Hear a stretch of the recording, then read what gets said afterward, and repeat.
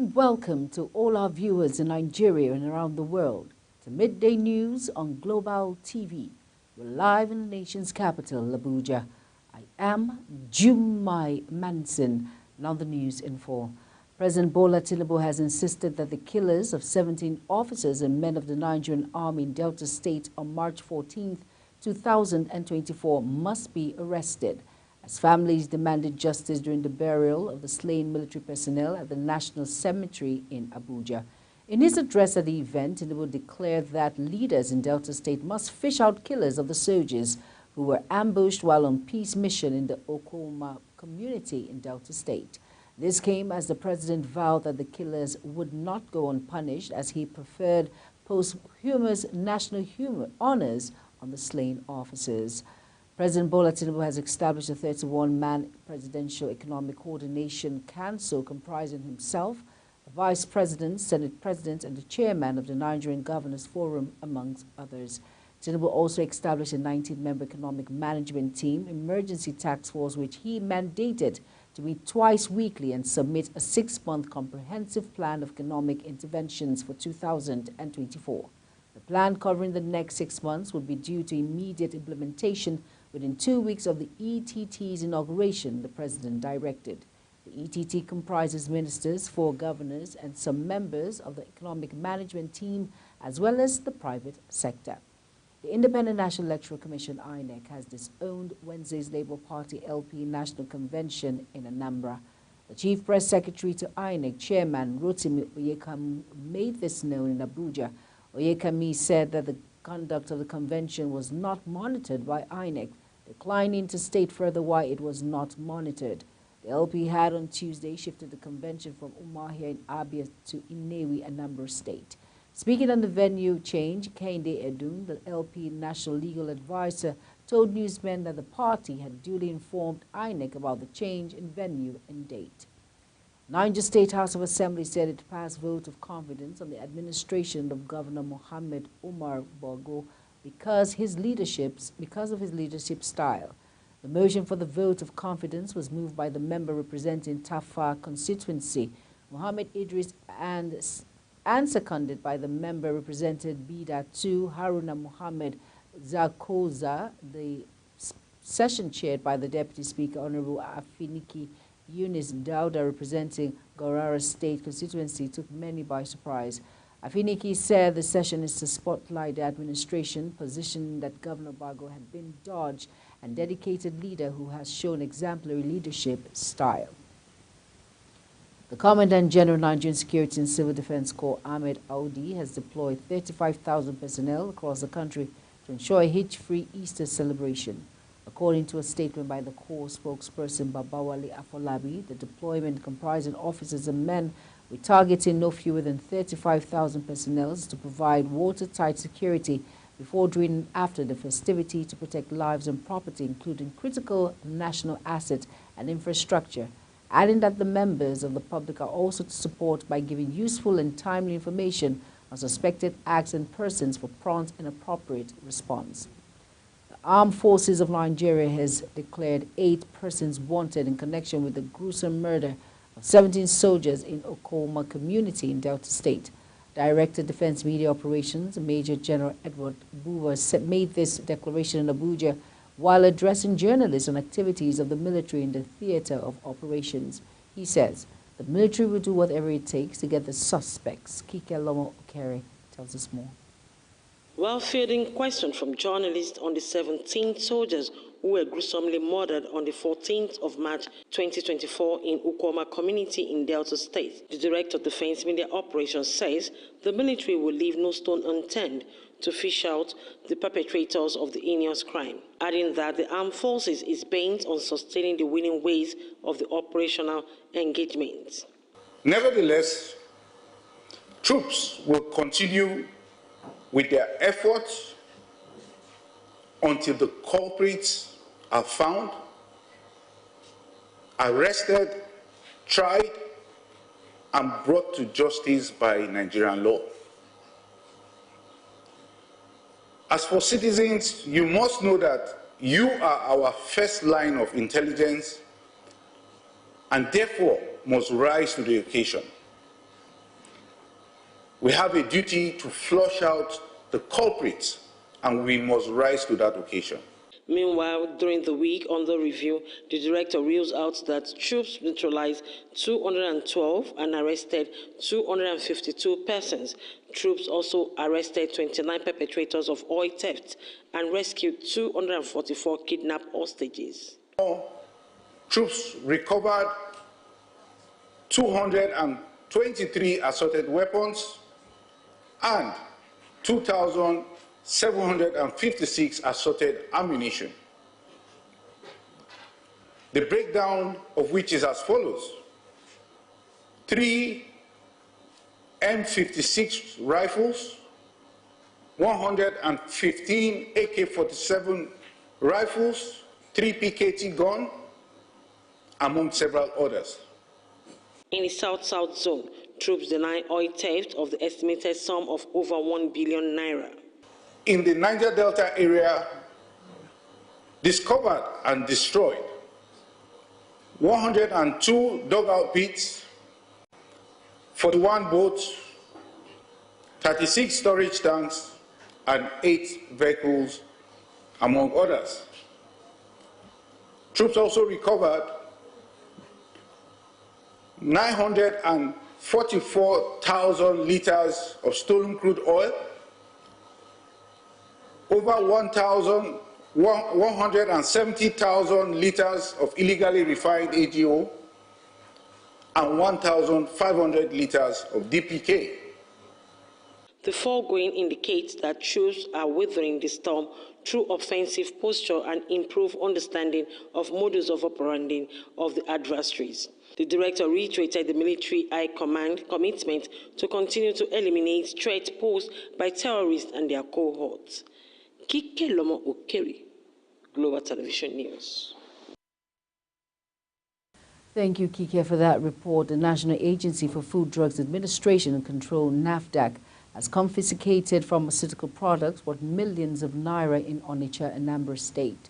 This is even as the regulatory agency has uncovered illegal factories producing counterfeit alcohol beverages across Enugu and Imo State.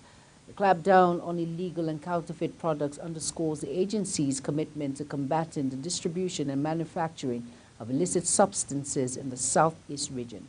NAFDAC's Director of Southeast Zone, Martins Oluyamade, announced a successful raid during a press conference in Akwa, Anambra State capital.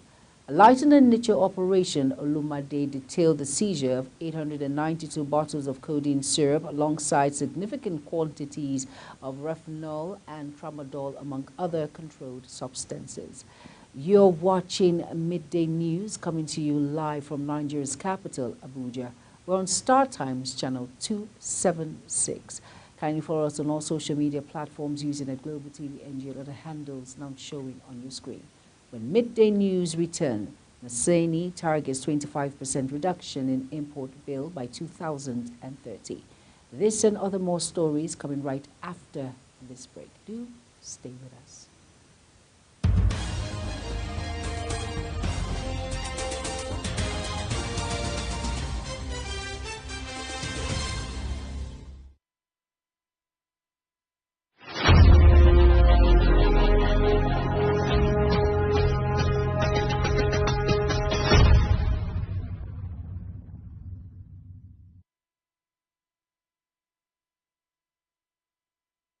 You're welcome back, and if you're just tuning in, this is Global Television bringing you live broadcast of Midday News.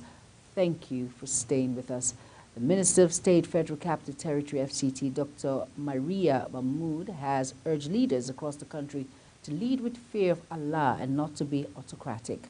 She gave advice Tuesday where she hosted Muslims at the Iftar breaking of fast in Abuja and admonished all to continue to pray for President Bola Ahmed Tinubu for progress and the zeal to surmount current challenges facing the country.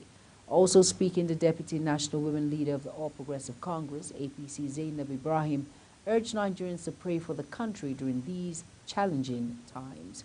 For weeks, President Joe Biden and his senior officials have been losing patience with the way that Israel is fighting the war in Gaza.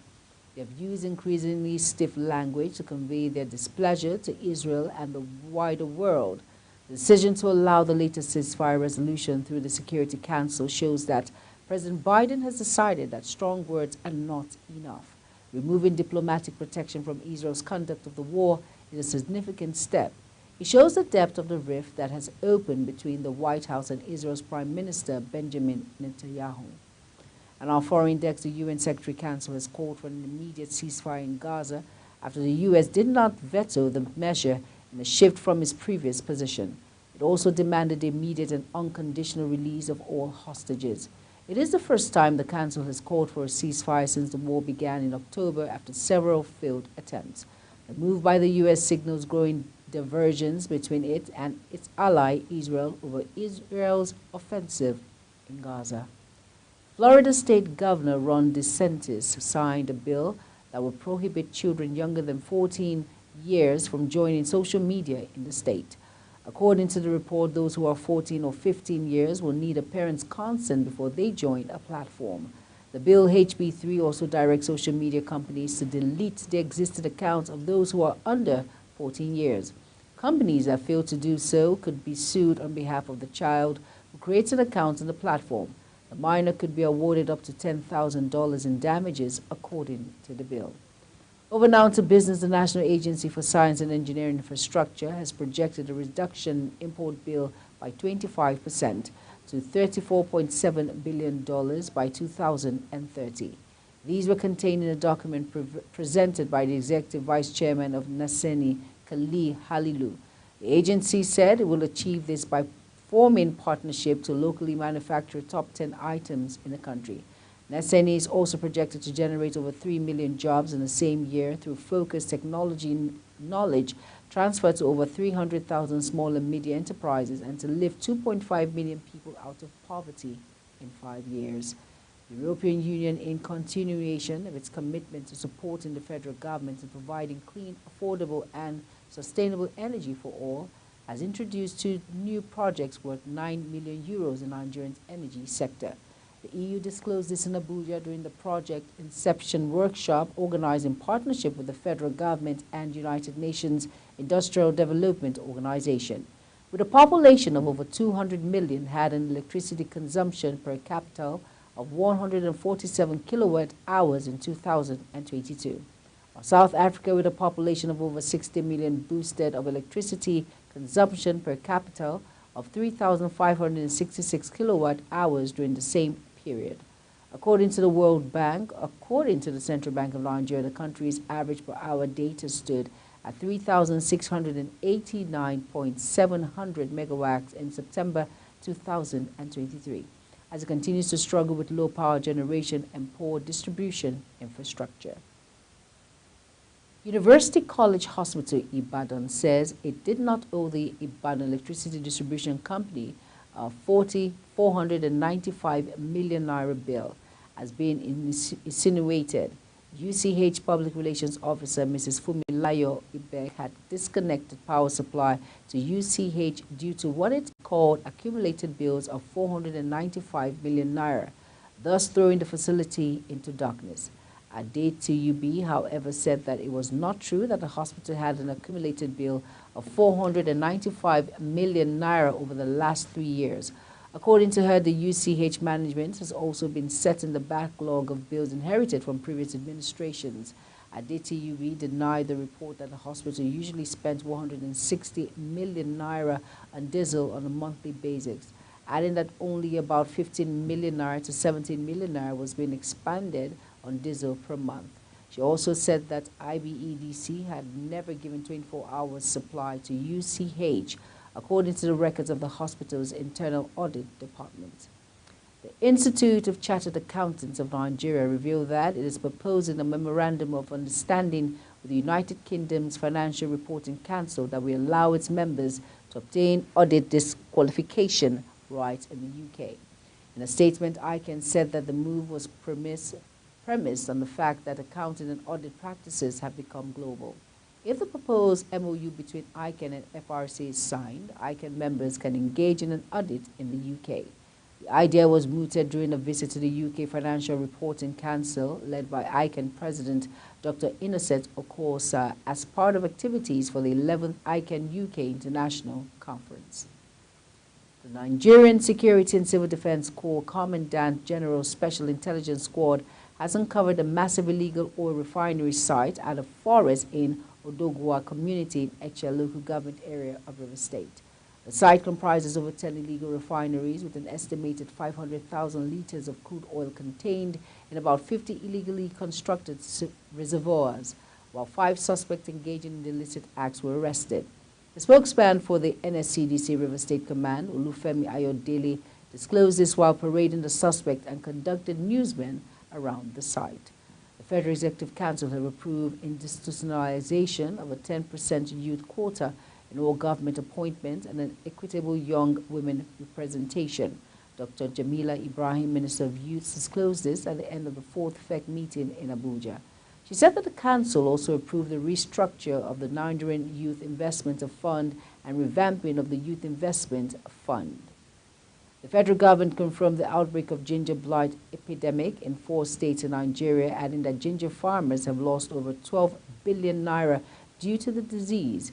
It disclosed that at the inauguration of the National Ginger Blight Epidemic Control Task Force in Abuja, and revealed that the fungal disease had inflicted significant damage on ginger farms in Kaduna, Nasarawa Plateau, and the Federal Capital Territory.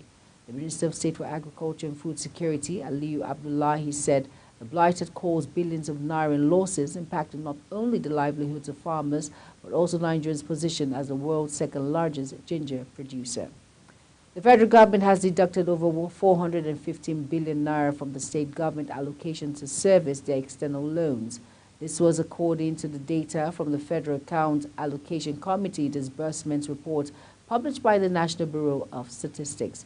Deductions were made between 2019 and 2023 from the allocations given to state government from the Federation account.